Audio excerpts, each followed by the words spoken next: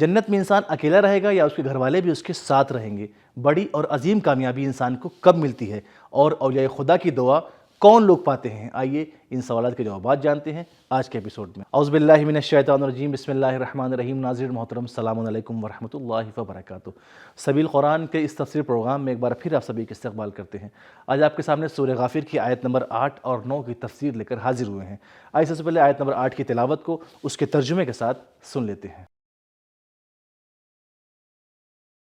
كتاب أنزلناه إليك مبارك ليدبروا آياته وليتذكر أولو الألباب بسم الله الرحمن الرحيم ربنا وأدخلهم جنات عدن التي وعدتهم ومن صلح من آبائهم وأزواجهم وذرياتهم إنك أنت العزيز الحكيم۔ اے ہمارے پالنے والے، ان کو سدا بہار باغوں میں جن کا تو نے ان سے وعدہ کیا ہے داخل فرما، اور ان کے باپ داداؤں اور ان کی بیویوں اور ان کی اولاد میں سے جو لوگ نیک ہوں ان کو بھی بخش دے، بے شک تو ہی زبردست اور حکمت والا ہے۔ اب آئیے سورہ غافر کی آیت نمبر 8 میں موجود نکات کو بھی جان لیتے ہیں۔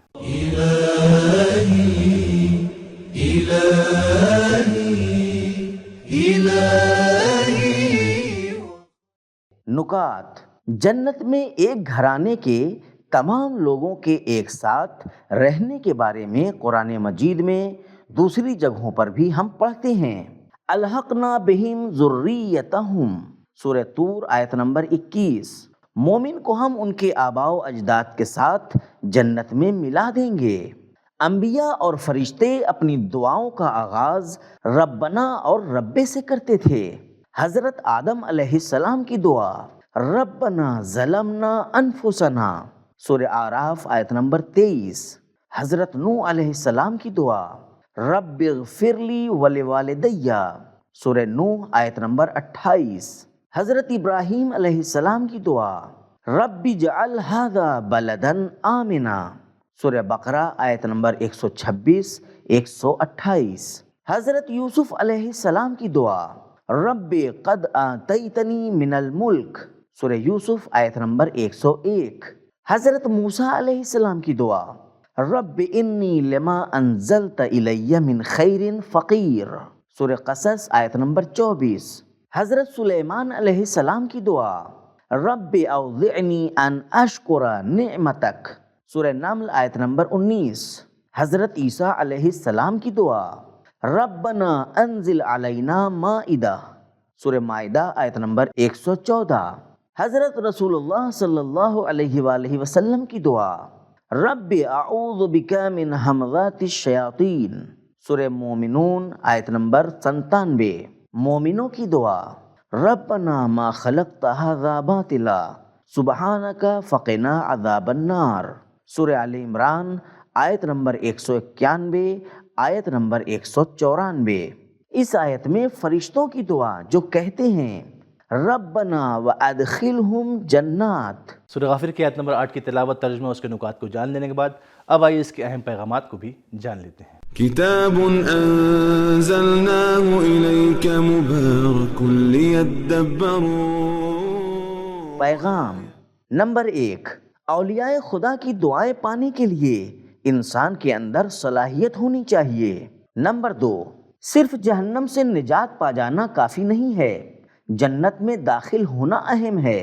نمبر 3، پہلے برائیوں سے پاک ہونا اور پھر کمالات کو دریافت کرنا۔ نمبر 4، جنت میں داخل ہونے کے لیے صلاحیت ہونی چاہیے۔ نمبر 5، اللہ ہر چیز عطا کرنے کی قدرت رکھتا ہے لیکن اس کی عطا حکمت کی بنا پر ہوتی ہے۔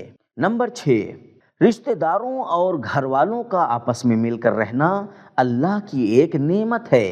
نمبر 7، عزت اللہ کے لیے مخصوص ہے۔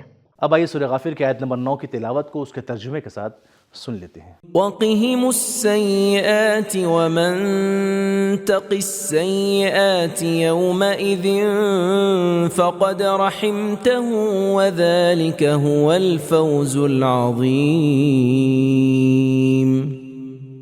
اور ان کو ہر قسم کی برائیوں سے محفوظ رکھ، اور جس کو تو نے اس دن قیامت کے عذابوں سے بچا لیا اس پر تو نے بڑا رحم کیا، اور یہی تو بڑی کامیابی ہے۔ اس آیت میں خداوند الرحمن الرحیم نے اپنے چاہنے والوں کے لیے کچھ اہم اور مفید پیغامات رکھے ہیں، آئیے ان پیغامات کو بھی سن لیتے ہیں۔ كتاب أنزلناه إليك مبارك ليدبروا۔ پیغام نمبر 1، پاک رہنے کے لیے انسان کے ارادے اور ہمت کی بھی ضرورت ہوتی ہے۔ نہى النفس عن الہوى، سورہ نازعات آیت نمبر 40۔ بری جگہوں، لوگوں اور کاموں سے دور رہنا بھی ضروری ہوتا ہے۔ اعرض عنہم، سورہ مائدہ آیت نمبر 42۔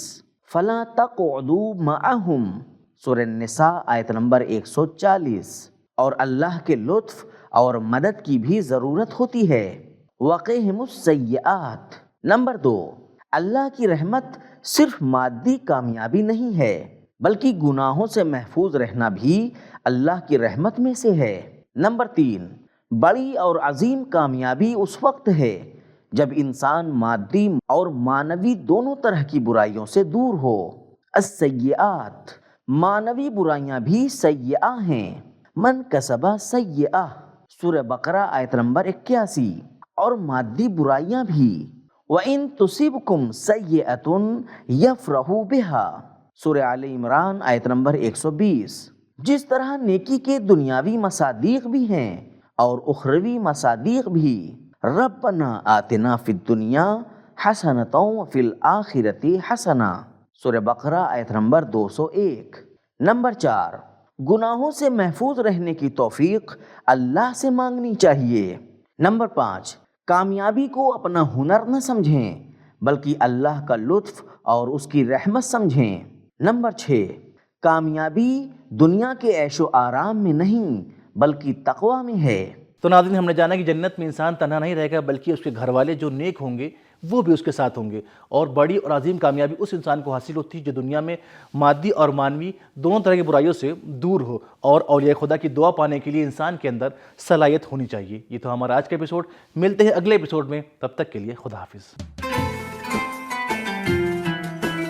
سبیل قرآن، قرآنی سماج کی پہچان۔